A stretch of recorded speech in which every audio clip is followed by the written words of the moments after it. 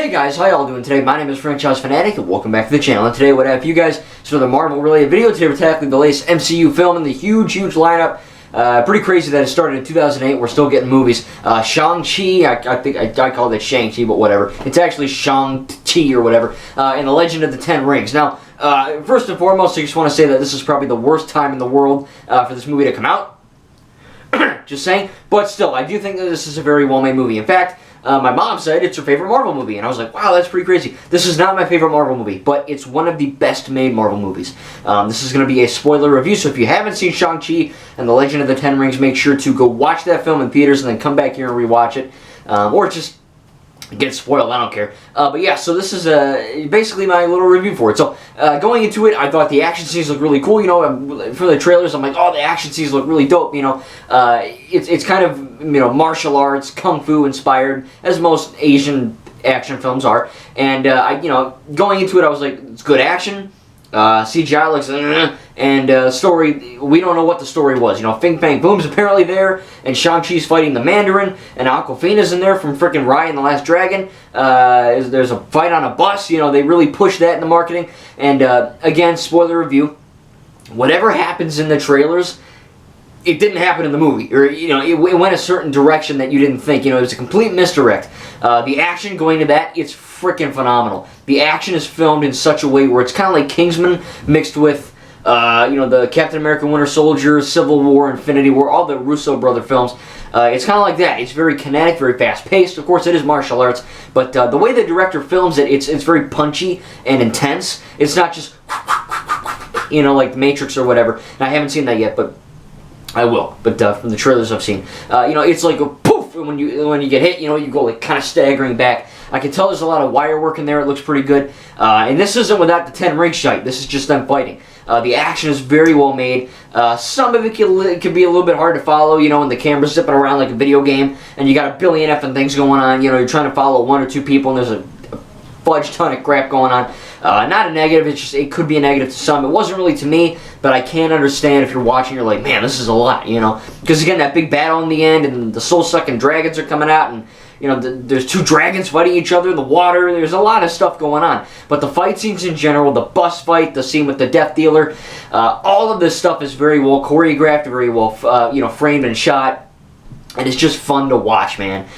I think Marvel has a tendency and kind of alteration, I guess, to comedy, where it's like, oh, some of the movies are straight up comedies like Guardians or Ant-Man, and then some of them are more political thrillers like Captain America the Winter Soldier, and some of them are just effing depressing, you know, like the end of Infinity War. But I think this film, a lot of the Marvel movies, the comedy doesn't really work for me. It's very forced sometimes, and that's kind of, you know, I never really watch a Marvel movie. I don't really laugh out loud. I'll go, huh, but that's it. You know, I'm never like, huh, you know, I mean, I never like laugh out loud like an idiot. And this movie didn't make me laugh out loud, but it did, the comedy felt more realistic and more real because of Shang-Chi and Kate, their relationship, their dynamic, their, I guess, just presence. You can tell, I don't know if they're friends in real life, but, you know, the film goes out of its way to kind of make sure to tell the audience that they're friends. And whenever they make a little joke, it just works because the acting is good, the writing is good, everything is just so good. You know, so, you know, Guardians, Ant-Man, some of this stuff is funny, but some of the stuff in Marvel movies, MCU, can be a little bit forced with the comedy. This felt really organic and real natural, and it flowed really nicely. The CGI, Marvel movies, you know, the MCU, in my opinion, suffers from a term I like to call CGI-itis, because, you know, some of the, I think in every Marvel movie, except for probably Infinity War and Endgame, those are probably the only two exceptions.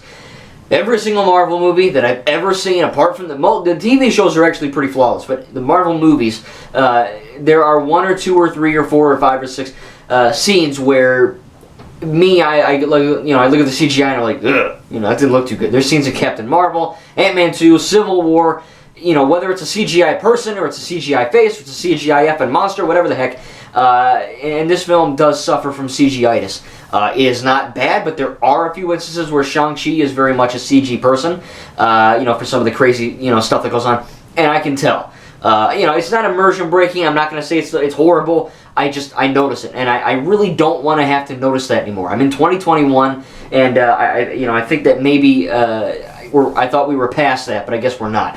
The CGI for the most part is good in this film. The 10 ring effects are good. The big dragon fight at the end looks dope. My only real issues would be, I guess Trevor, his buddy, his little no-face munchkin chicken thing that Kate pulled out. That looks kind of weird. There's a big lion fighting at the end where they're all kind of battling it out. That looked really bad, and some of the, again, CG people look kind of iffy. Again, nothing horrible, but I do want to mention that, CGitis is a thing, and the MCU suffers from it. It's an illness, and there's no cure. But I do think that it's not horrible. It's just, it could be better, because there's so many scenes where they're blasting away, and they're Shang-Chi and the Mandarin are fighting with the rings, and it looks awesome. And then you get this effing lion thing, looks like garbage. You know what I mean? I don't know why. I guess it's a budget thing, but I think the worst movie ever for CGI would be Black Panther. That third act is goddamn horrible, but I do think that, again, I had to bring it up. Not horrible, but it is there. Story is very good. Of course, spoiler review. It's kind of like the Mandarin is back. He was in Iron Man 3, played by Trevor Slattery. Just some drunk dude. The whole world had a poop fest. I didn't really give a crap. I thought it was cool. But a lot of like Iron Man fans were like, "Where's the Mandarin? We need." And then Guy Pearce was like, "I am the Mandarin," and then he just gets killed. He wasn't. The real Mandarin's in this film, and he effing does die, which is kind of weird. But I guess that Iron Man's dead. It kind of makes sense because they can't really fight. But it was good. It was really. It kind of showed the audience, and the story was, the Mandarin was a bad person. Because of the rings, and he just wanted power, and then when he met the girl, the wife, when he was looking for more power, he found her, he kind of gave up the rings, wife dies, and he kind of blames himself and the rest of his family for that. Of course, he's hearing all these weird-ass voices, kind of like Frozen 2, I guess, with Elsa with the weird song, I gotta go and free her, and it turns out to be this whole trick by this dragon thing that wants out, feeds on souls, kind of trying to take over the world, pretty insane stuff, pretty deep stuff. And, I like that characterization and the character arc for the Mandarin. I think that was actually pretty cool. That, don't blame me. I think it is kind of cool that kind of took a turn in there, which is really nice for the story. It wasn't just, I'm the Mandarin, I'm bad. It actually worked within the story, and it actually made sense. And actually, this movie has probably the most heart out of any Marvel movie. It really is a movie about family. In the best way, the family's kind of effed up, but it's still about a family. And I think that the plot is very deep, very good. This is one of the Marvel movies that, while there is action and comedy, the comedy is not at the forefront. I think that the story about the family is, and thankfully the comedy takes a bit of a downer in this film. Again, most of the comedy does land, but in favor of the actual story, it's not like, they're cracking one-liners every 2.5 minutes, and they're making poop jokes, something like that. Or boob jokes, or whatever, whatever they did in Ant-Man. But I do think that the comedy worked. It fit the plot, the action fit the plot, and the plot itself is actually really good. It was very down-to-earth, kind of grounded. And, they're fighting dragons on water and, the rings, so it's not really, like, grounded, but, the story that they're trying to tell is. And you could have the most insane crap happening, right? Shang-Chi's on a dragon, shooting rings at a guy, and they're fighting demon-sucking bats, right? Sounds insane. But it works because the story itself is grounded. And because that story is grounded, it makes you care for the characters and the story and the people within that story. And I think that's really neat that they actually managed to do that. Again, a lot of the MCU movies are more, crazy comic book adventures. And this one was, but it had a more down-to-earth story, and I really freaking like that. Again, CGI, hit and miss sometimes. Action scenes were probably hand-to-hand wise. Because you look at Shang-Chi's action scenes, and then you look at, Avengers Age of Ultron, they're completely different. You know what I mean? They just are. We've never really seen an MCU martial arts film. And I know Iron Fist happened. I don't even think that's canon anymore.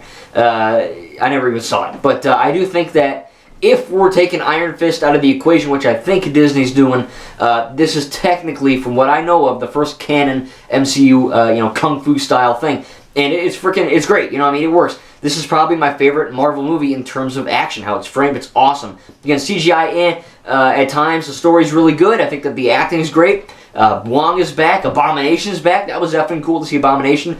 A lot of people tend to forget that the Incredible Hulk exists, but it does. I don't hate it. It's one of my least favorite movies, MCU movies, but, it is canon. It is real. And I like that they're bringing back characters from that universe in that movie. It's pretty cool. Of course, the 10 Rings will be back. Sadly, no Stan Lee cameo. But, I think this is a great movie. Again, Some of the CGI could be a little weird. Another negative would probably be the very beginning where the Mandarin and, I almost said Mandalorian, and, you know, soon-to-be wife are kind of fighting, and they're kind of almost dancing in this area, and there's a lot of, like, slow motion shots in their beginning, like a guy gets out of a truck. It's very slow motion. You know, he kind of looks at her, and she looks at him in slow motion.